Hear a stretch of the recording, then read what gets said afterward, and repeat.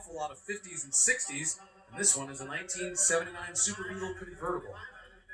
Look at the big top stack on this one. There was nowhere under the bodywork to stow that top. I remember somebody coming up to do a test one day at Stafford Speedway, driving one of these up there as his daily driver.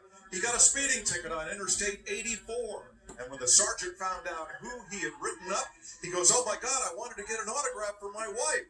And his supervisor said, "Why don't you just bring the ticket home to her?" It was signed Paul Newman.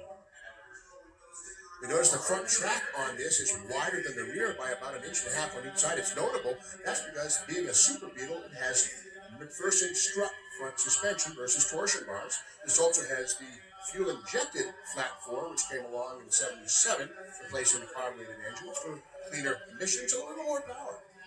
My dad drove a Volkswagen delivering newspapers in Bel Air.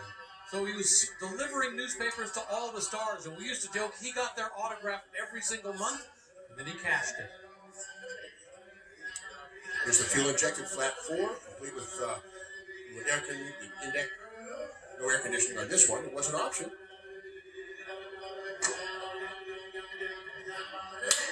Strong money, $48,000. That makes it the number 4 seller of the day. Into the line for the convertible, at least in the United States. Saw these in South America for quite some time. I don't see that as being expensive. Where are you going to find another one with under 1,500 actual miles?